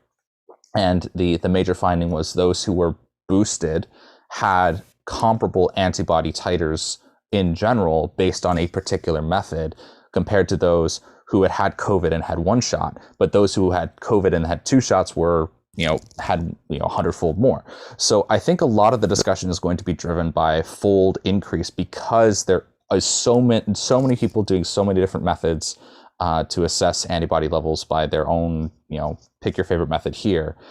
I think the main thing is going to be the standardization is fold increase, like 10-fold, 100-fold, 1,000-fold based on whatever units you use, as opposed to, hey, this is the global standard, gold standard test that we're using across the world. We're just not there yet. Give it time, give it a little bit of a faded public scrutiny for a little bit this to be standardized out. And once we get more of a rhythm of how these COVID variants emerge over time and how to be prepared. So yeah, I hear you. You want to have a standard answer. I think right now look at fold increase for boosting, non-boosting, COVID, non-COVID, et cetera, over looking for a golden number by some particular method. Mm-hmm. Now that's an interesting idea. So kind of moving on past that, along with the booster discussion, next question was, one of the things that I was reading up is that what they're finding is that with these vaccine shots, they're finding that people are having a variety of antibody responses that are allowing them to be more effective at fighting diseases beyond just COVID. And of course, falling down that rabbit hole, one of the things that I actually learned about is that there is a human coronavirus that's part of, our common cold complex. And so I was kind of curious, what does that look like, as we understand the vaccines now versus as, let's say as companies like Moderna build in their booster, seasonal flu and RSV vaccines? Yeah, really good question again. So coronaviruses it's not just that this is a coronavirus that is the first time it's ever been called a coronavirus. We knew about coronaviruses for decades because, first of all, with SARS, the original SARS from the OG SARS from the early 2000s, but also coronaviruses are kind of part of the natural viral flora, if you will, that make up what we collectively call the common cold. There's rhinoviruses, enteroviruses, coronaviruses. There's all of them kind of kicking around, and a lot of them have been studied. And there have been recent studies. There was one that I pulled recently that's published out of Northwestern University that suggested some kind of possible immune crossover from COVID vaccines into at least one other type of human coronavirus. They isolated human serum from patients who had been vaccinated and looked to see whether or not they had antibodies that were sufficiently neutralizing against SARS-1, the early SARS virus, and then just the one type of common cold virus. And it showed that there was some COVID vaccination did kind of have a bleed over antibody neutralization effect. And then they replicated that in mice by actually doing some kind of prospective study, just vaccinating mice and exposing them to similar viruses. So yeah, this is going to be something that we discover more about. I think the evidence right now is trending in that direction, that if you vaccinate against one coronavirus, you're going to have some kind of crossover protection. But I think that's important to keep in mind is that, first of all, coronaviruses are an enormous family of viruses. They're very genetically diverse. And you think about viruses like, there's only one type or something else. We have more in common, humans have more in common with coral or plants than certain viruses have with each other. So just saying you have, there's some immunity to X virus because of this vaccine, that might be interesting, but it's not necessarily going to, it's not a panacea. It's not a coronavirus vaccine. The other question is, do we need a pan coronavirus vaccine? Because overwhelmingly, most coronaviruses that we deal with on a regular basis, at least pre-COVID, just cause, minor infection, minor illness. And it's really just, the juice is not worth the squeeze to make large batches of vaccines for those coronaviruses either. So I think there are going to be some interesting studies that continue to come out. Yes, there is some preliminary evidence that happens in some cases. I think it's promising to show as kind of an afterthought because Moderna and other companies are very heavily looking into RNA-based vaccines, like you mentioned, for like a universal flu vaccine as opposed to having to do an every year seasonal antigen-based flu vaccine. I think there's a lot of promise for those RNA vaccines, and this is one piece of the puzzle. But yes, you are correct. This evidence is coming out. I don't think the public should consider it as the COVID vaccine is the solution to all these viruses, but it's also, do we need a solution to all these viruses kind of thing? Right. And I think that actually leads really great into another question, and that's talking about viral evolution. Because, as we look at, what the Spanish flu was, the fact that there are human coronaviruses out there, we do, as you kind of talked about, there is this viral evolution towards being less deadly.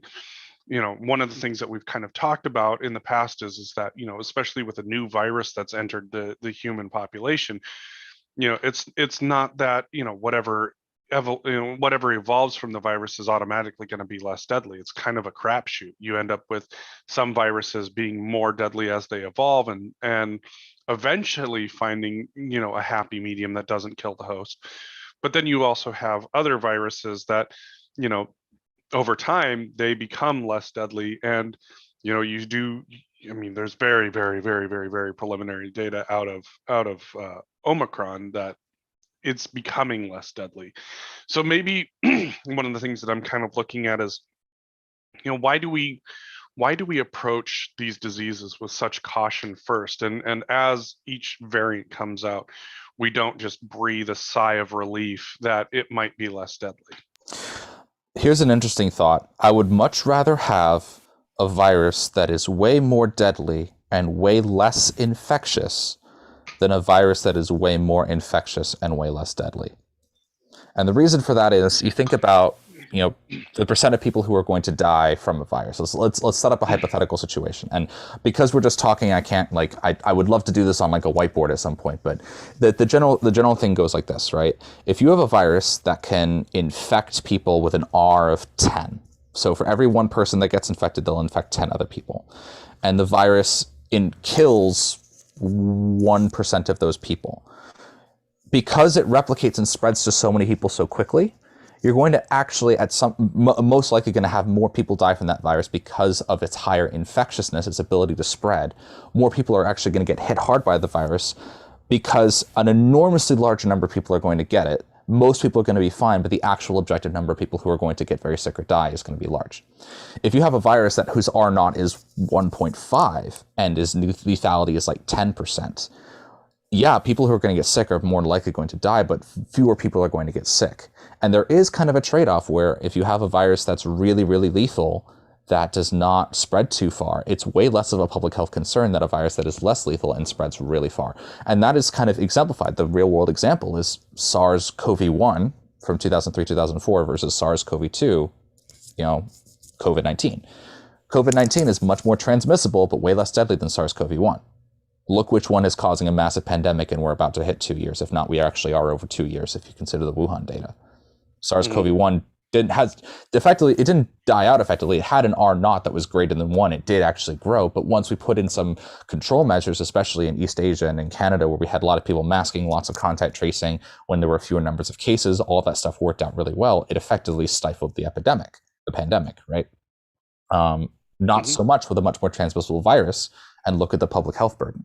So when you talk about trade-offs and why are we not breathing a sigh of relief when we hear things are less virulent overall or less deadly, it's because there are concerns about if it is way more transmissible and vaccine evasive.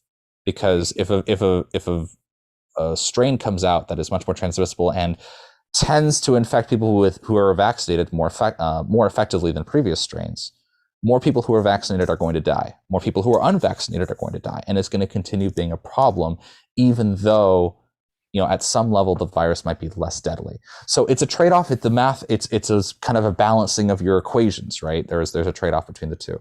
But that's why there isn't an instant sigh of relief, like, oh, it's less deadly, no big deal. Because transmissibility, infectiousness, the ability of a virus to spread is a very, very big concern, and is in some cases much more of a concern for the public health community at large than a virus that is very deadly in and of itself that does not transmit too well. And so basically, to really sum that one up, 10% of a very small number is a very small number, but 1% of a very large number is a very large number. Very well said. Very well said. That's the bottom line of my diatribe there. Yeah. That just blew my mind too.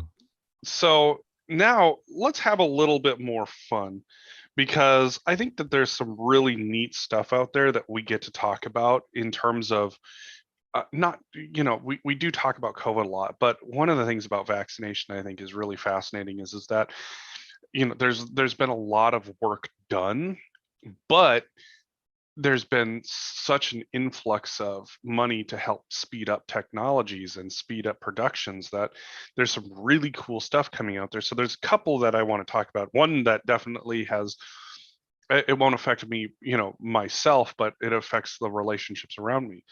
And that is, how we've got vaccines developing for things like the new Alzheimer's vaccine that's being developed and tested. One of the things that I think is really interesting is that, we have this giant fear around taking a vaccine for COVID because, well, the technology is too new. But, for somebody like me who lost my grandfather and watched his life deteriorate as Alzheimer's took him, knowing that this new technology is potentially going to keep, family members of mine from ever having to deal with that is really intriguing. So with things like the Alzheimer's vaccine, and I don't know how familiar you might be with this new one, what do you think people need to understand in terms of the concerns of being vaccinated for things we've never vaccinated against before, like Alzheimer's? It's not like a virus, like where we've vaccinated for the flu and other things like that. And I mean, vaccinating against a virus. This is in a lot of ways, vaccinating against those things is something that we've done for 100 years or more in various ways. But for something like Alzheimer's, like what does that look like for people who are, afraid of losing their mind and their ability to function one day? Another fantastic question. You really came prepared. So let's back up for a second and talk about this new Alzheimer's vaccine that's kind of hit the news recently. So the idea of how it's supposed to work is that, so like you said, Alzheimer's is not caused by a virus or a bacterium that we could vaccinate against because of infectiousness. Alzheimer's is caused, or at least strongly associated with, chronic inflammation in the brain that is linked to what are called the plaques of these proteins called amyloid beta or beta amyloid proteins. And basically these proteins, for whatever reasons, build up in our brain. There's interactions between beta and other types of proteins. But the main thing is that it causes chronic inflammation, and that the cells in your brain that are not neurons, that are part of thinking and processing and behavior and response, but there's actually other cells in your brain that are supposed to clear out these, or are supposed to keep the brain clean, essentially, don't do their job as well with these plaques in place. And so the idea of the vaccine is, give the immune system something that will not recognize a pathogen, a viral pathogen or a bacterial pathogen that causes an infectious disease, but rather stimulates the immune system to recognize these plaques and kind of clear them out. And so it's a different twist on vaccines. There have been preliminary ideas for similar things like cancer vaccines that have come out. I think there was a couple of trials that were happening in Cuba actually for cancer vaccines. But I think it's important to keep in mind that, first of all, this is a phase 1 trial, right? There's probably going to be a few dozen participants that for the purpose of a phase 1 trial is like safety and getting the dosage right. And then phase 2 and phase 3 trials are meant to look at the efficacy, how well the vaccine works. So this is very early in the technology. But moreover, I think it's important to keep in mind that even though this is a vaccine that is designed or believed to be intended for a condition or disease that is not an infectious disease, the process is very standardized for the management of these vaccines as they go through the approval process, right? So with the COVID vaccine, you mentioned offhand, I want to briefly touch on that. Even though the COVID vaccines were people think that they were rushed or they were developed really quickly, the technology studying them was decades in the making. This mRNA, understanding how mRNA can be used, the technology behind it. What made it possible for that technology to be harnessed very quickly was, first of all, the brilliance of the scientists involved, but second of all, the process through which we analyze, review, and approve and authorize vaccines is very standardized, right? The way that we go through these phases of clinical trials, the way that approval happens, the way that emergency authorization happens, all that stuff is really well put together and is reviewed by scientists who actually really understand the data and understand the science behind what the vaccine is trying to do.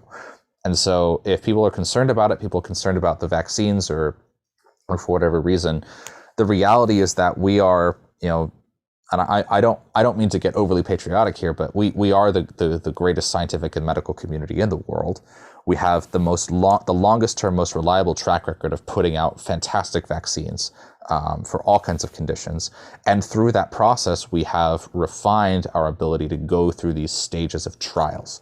So if this vaccine falls flat, it's going to fall flat for whatever reason, it's going to be caught. And the reality is that this clinical trials process, most vaccines, most prescription drugs, most things that go into clinical trials don't actually wind up working because the system filters out those that are not safe and that are not effective very, very well. And that's something might be hard for people to stomach given, the EUA, the mass vaccination campaign of COVID, but the reality is every medication that your doctor's ever given you or every vaccine that has ever been able to be given to you has gone through a process like this that has been refined for decades and decades and has been improved upon steadily as the process has been executed and re-executed. That's an important point. Yeah, the suitcase was already made. It was just what we put into it was innovative. Yeah. So to kind of make sure that we're very clear on this, we're not producing these plaques in it Right. that would end up in the brain, because that's one of the things that we constantly hear. Well, people who are vaccinated for COVID are getting COVID. No, that's not how it works. So the same question then: are people who are getting vaccinated for Alzheimer's going to get Alzheimer's? No, if the vaccine, so to get a little more detail about the way this vaccine works, again, I am not an Alzheimer's expert. I did the reading through the original papers that published about this, the vaccine that was being trialed in mice and is now going to clinical trials. Other people are more expert in neurology than I am, and I'm just going to, in neuroscience than I am. I'm going to put that out there.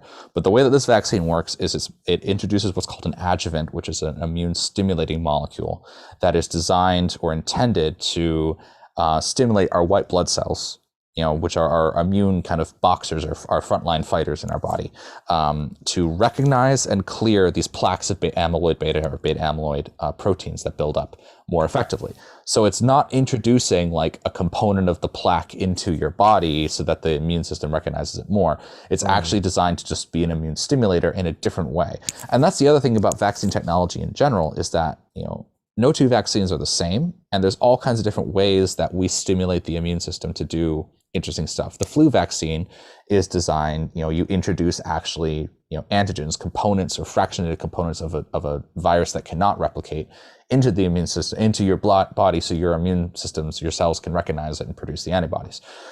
With the COVID vaccines, the mRNA, Pfizer, Moderna, we're actually having our bodies temporarily make copies of those antigens, right? There are other types of vaccines that do different things. And so vaccine technology is highly varied, and there's no one single formula for how it works.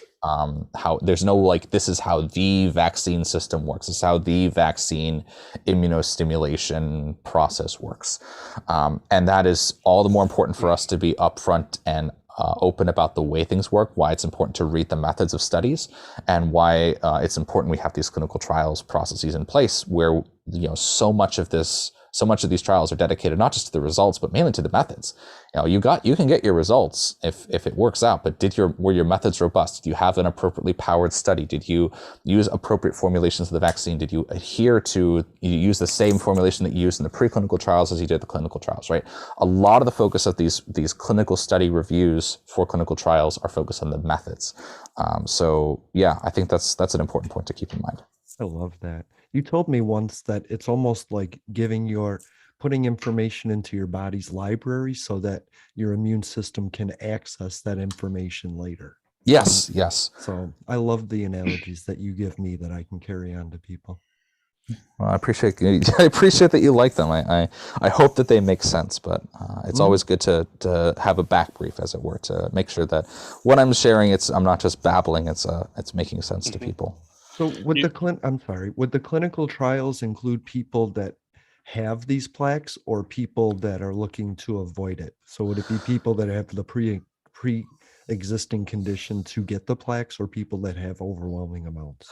I actually don't know. I'll have to get back to you on that. But the phase 1 trial, I think it's important to think in numbers, right? A phase 1 trial is dozens of people. Right. A phase 2 trial is dozens to hundreds, and a phase 3 is hundreds to thousands, right?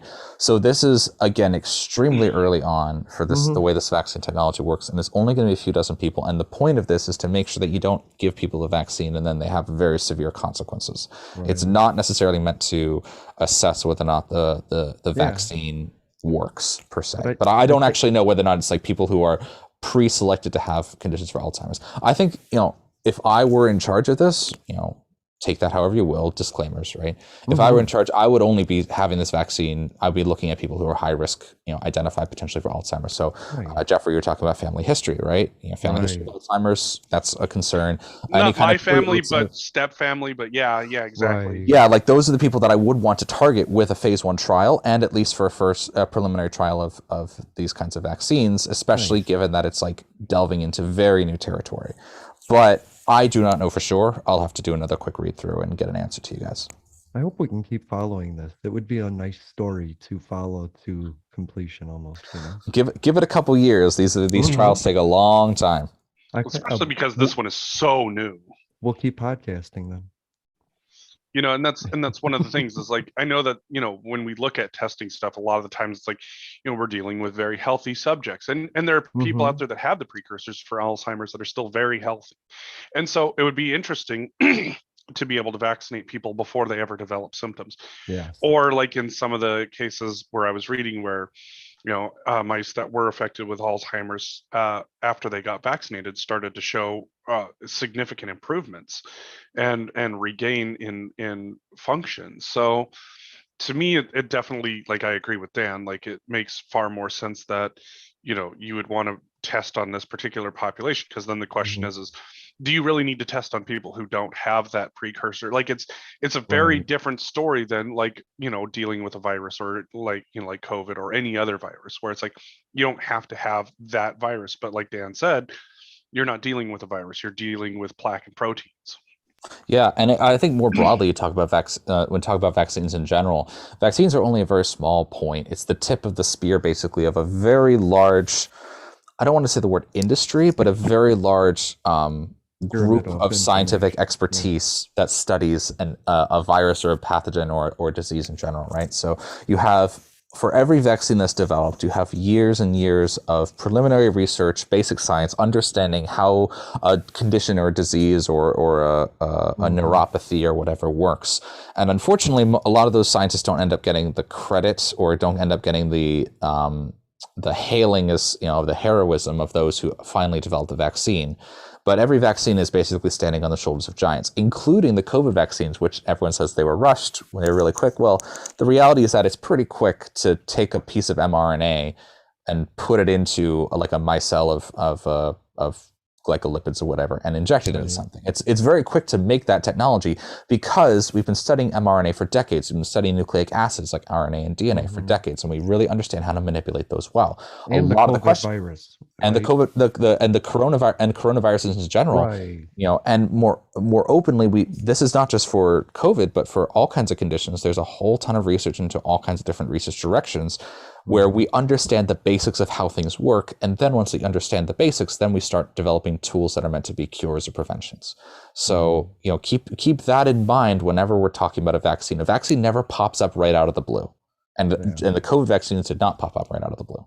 AstraZeneca was studying the coronavirus for 10 years or so. So, there was a lot of information for the suitcase, right? Yeah, and Moderna was founded as a company based on not necessarily vaccine technology, but understanding the clinical utility of mRNA-based delivery technology, right? And that's been around. They've been around for more than 10 years, and they've been doing all kinds of exploratory work. They just happen to be thrust into the public eye when the emergency happens that hits the news. Right, and most times, if you're a scientist and you hit the news, something's gone wrong. But right, but that's the reality. Is that, like, you know, behind every cure, behind every prevention, behind every prescription is an army of medical scientists who've been spending their lives studying a very, very specific, either a process within the body or a very specific disease. Now, I got a fun one, because this one goes into something that I used to be very, very, very involved in. I love looking at so biotech, for example, gene editing, things like that. There's so much possibility out there. Now, granted, my expertise was more in the agricultural end of things, but there's a lot that can still carry around. Now, one of the things that hit the news last week is that there is a vaccine that is currently being tested for valley fever. Now, having lived in Phoenix and know people that have dealt with valley fever is a fungus. The process that they used in developing this potential vaccine, that at least is for dogs, it's only for dogs at this point. What they did was they took the valley fever fungus, they gene edit it so that way it isn't deadly anymore.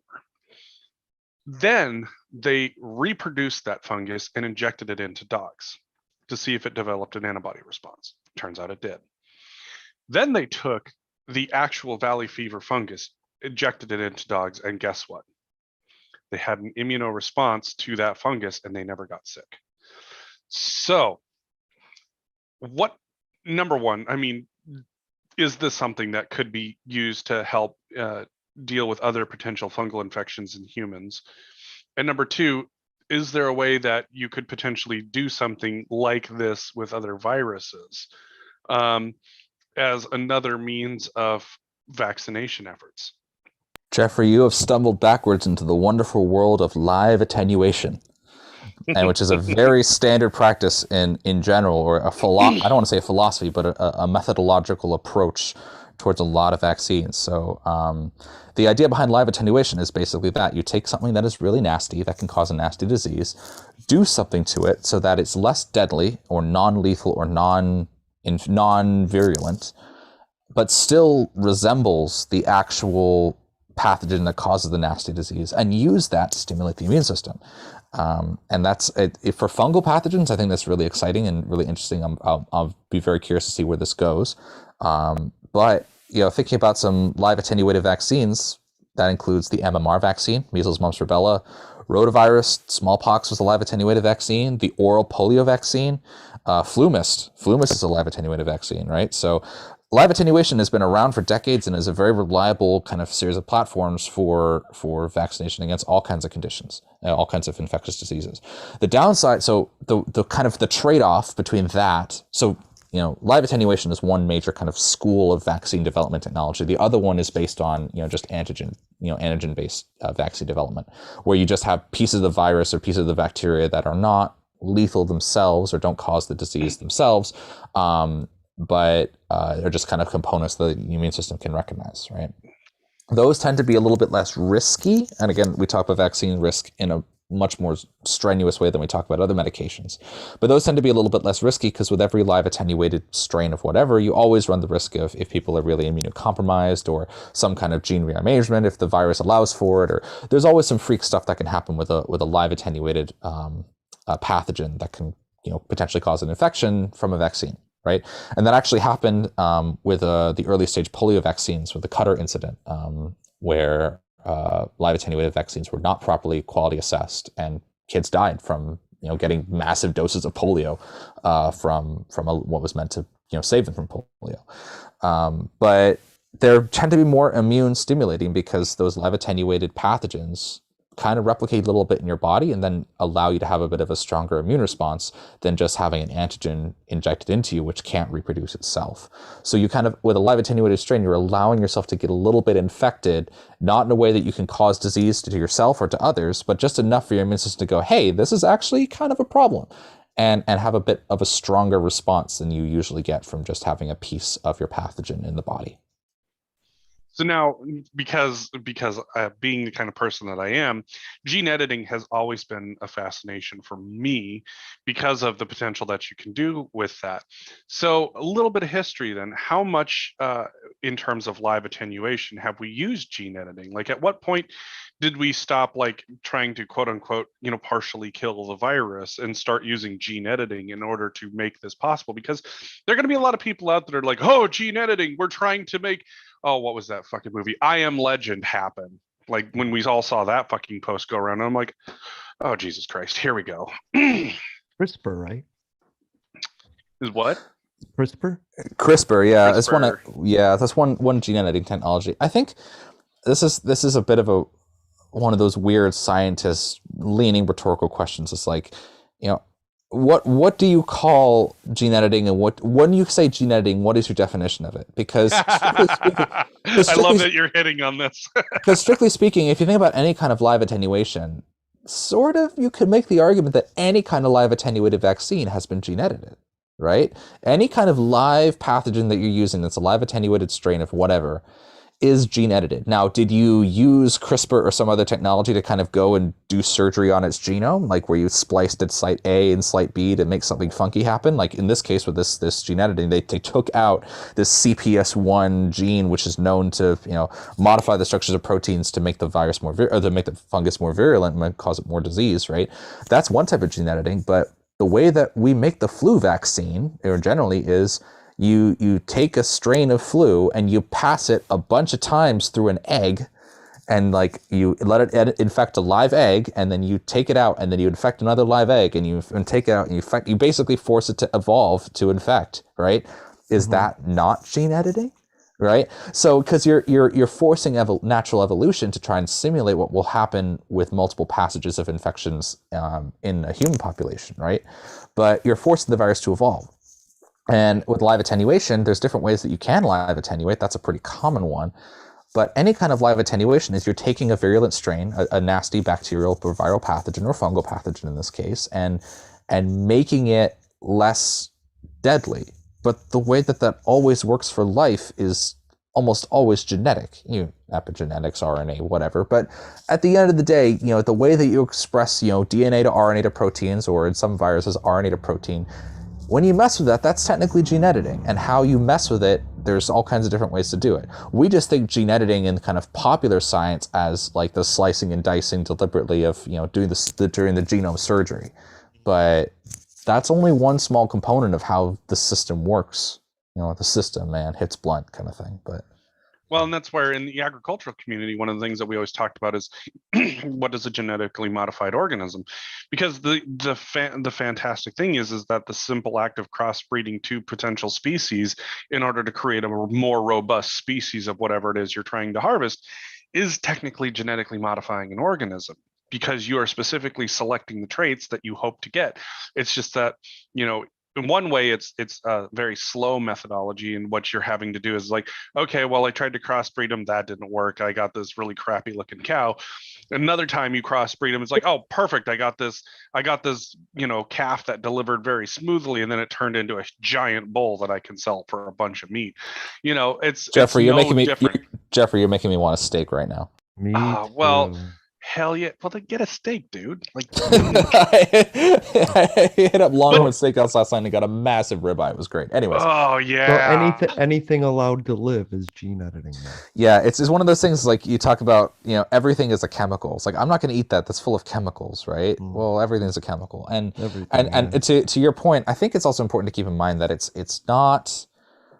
I think when we talk about gene editing, people are worried that the edited gene is going to do something funky to us. Mm-hmm. And that's kind of the source of it. And that's not really how any of that works. It's always like, for example, like you were in the agricultural business, Jeffrey, you obviously know about glyphosate resistance. So Roundup resistance is one of the most commonly used genetic modifications in agriculture today. Right. The issue with that, or the rising concerns about glyphosate resistance, is not that there's a gene in the plant that causes the disease or makes you sick or whatever. It's that the plant might have residual levels of Roundup that if you eat enough of it, it might be a problem, right? And there's an ongoing debate about that, and there have been lawsuits settled, and there's some preliminary evidence, right? The jury's still a little bit out on that. But the point is that the discussion is not whether or not the gene is going to kill you. It's whether or not the gene allows something to happen that increases your health risk for another reason. And it's talking about like a mediation of like, it's talking about mediation versus moderation, right? You don't have A causing B. It's A is linked to Q is linked to X is linked to theta, and then theta is eventually linked to B, right? Yeah. And it's important for us to pause and be mindful of when we kind of slip into that mindset of, oh, it's easier to think about A causing B. Oh, the vaccine causes COVID, or the GMO causes cancer. Not really, right? Interesting. Exactly. Rabies might eat cancer, but rabies will kill you. And that's the thing. Like, everybody was so worried about these Franken foods, like tomato plants were going to be walking the face of the earth, and you'd have these tomatoes like trying to eat people. Meanwhile, people were like just trying to figure out how in the hell they can make tomatoes grow better in cold environments, because guess what? Food scarcity is a real thing, and having the ability to grow foods in a variety of environments, especially in the face of climate change, is a very important thing to know. Absolutely, and I think it's understandable. It comes back to kind of a common thing we've discussed about in our various podcasts. Like, people are going to have misconceptions or misunderstandings about science, right? Mm-hmm. Respecting the people for having those misunderstandings, right? Not thinking that they're stupid or lesser or they're idiots or whatever. And people just misunderstand stuff. I get stuff wrong all the time. My wife routinely reminds me about it, right? It's important to. but it's important to have those discussions in an open and free way where it's like, yeah, let's break this down and have this realistic discussion. For example, I had a couple of conversations a few weeks ago. It was actually, keep coming back to the COVID vaccine, but someone had a very serious misconception about, COVID had to be genetically manipulated in a lab. It had to be like a lab accident because it doesn't survive well on surfaces. Right. And then it was like, okay, let's break this down. And it turns out that the guy just had a really fundamental misunderstanding of how viruses can spread. And then we talked about how norovirus spreads and how hepatitis A spreads. And there's like, oh, yeah, it turns out and there was a discussion and he learned something from it. I never tried to say, now, because we talked about that, you're now, here's the proof that you're wrong about your point. But sometimes it's good just to have a little discussion that leaves a seed of, hey, maybe I didn't fully understand the preconceptions I had that led me to this conclusion, and let them chew on it a little bit, right? So, yeah, I think that's important to keep in mind. So, yeah, just having a discussion about how it's actually maybe there's a mediation as opposed to a direct cause, breaking that stuff down and taking the time is by far the most effective way to break some of these misconceptions. Being respectful and respecting people's intelligence, because people get stuff wrong all the time. Yeah. I think honestly, people have access to Jeffrey's pointing to himself. People have access to so much information that sometimes it can confuse them when they don't have a certain degree in the basic understandings. I think we're getting overwhelmed on social media by a lot of facts hitting us all at once, and our brains just can't do that. So that's why I appreciate both of you for doing this in the right languages that we will see in these posts, but going on further to explain a lot of what we're reading. Well, and that's one of the things that you and I talked about, Jason, was the fact that I wanted to look at my antibody levels because to me what logically made sense is that if I had a high enough antibody level count, I should be fine when it comes to COVID. Sure. But in doing actual research and reading and finding out that we don't have any sort of defined, this is the amount of antibodies that you need, or the specific antibodies that you need, or this, that, or the other. And that really it was more of a time-based function, and especially in the face of, something that is definitely changing. It's about knowing that you have a current set of antibodies that are able to fight off what the infection is going to be. And that, in and of itself is that, there's a lot of things about science where like we have some really neat ideas in the beginning, but then as we come to learn a bit more, it's like, okay, that doesn't hold up now in the face of what we're learning. I do have an interesting question from this conversation.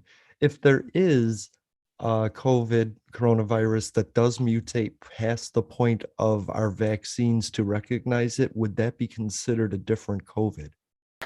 Yeah. Oh, you're touching on another really funky subject that's kind of under the radar in infectious diseases, right?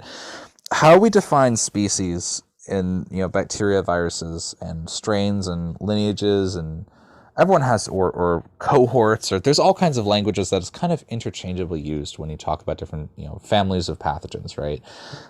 One classic example is that there's E. coli, right, that causes really nasty infections, and then there's Shigella, which causes other types of really nasty GI infections. And everyone thought for the longest time that they were very different species. They look kind of similar and they function kind of similarly, but they were very different species, right?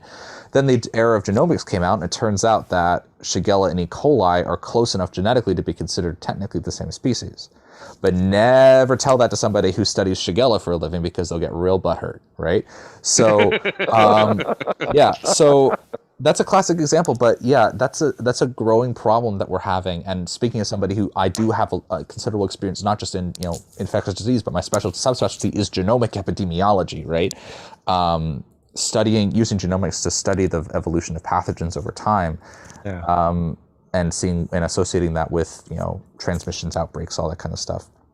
We do need to get a better handle on what we call a viral strain versus a viral species versus whatever.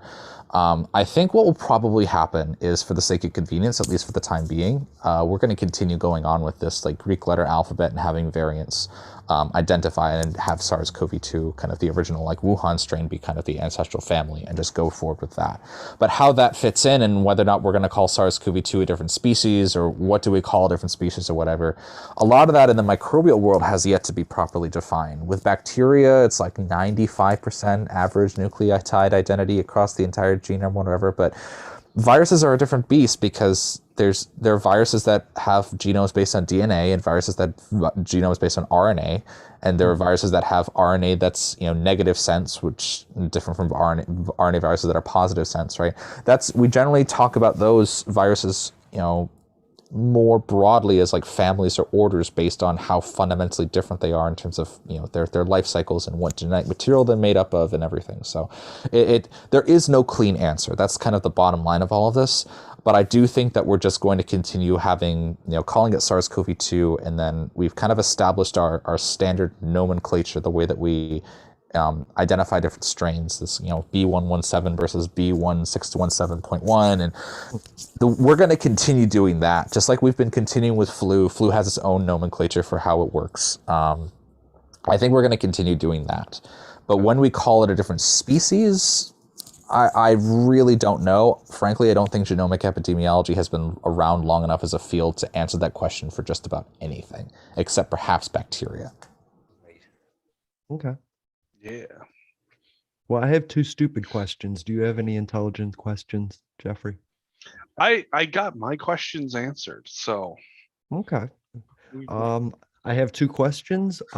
Before you launch into that real quick, I'm going to actually send you guys this paper. Yes. It was published in the Lancet Microbe, which is a really prestigious journal, and it was published in October, and it's called the WHO International World Health Organization, not the band, International Standard for Evaluation of the Antibody Response to COVID-19 Vaccines, Call for Urgent Action by the Scientific Community. And it has some preliminary evidence about what might be some good standards for different types of antibody tests based on different types of units that are derived. So feel free to post this, but I think it's important for those of us who are listening and participating in this wonderful podcast community that, again, this is preliminary. This needs to be finalized, but it does give kind of a more concise and direct answer to some of the questions that were posed here. So I just threw that in our little chat that we're using for this podcast, but feel free to post that too. So I apologize for the interruption. Fire away. Oh, no problem. We are the beginning of that conversation, just like the beginning of the Alzheimer's vaccine discussion, and I love that, and I love having you. There's a new, what do you call it? I don't know. Let's see, how do I explain this?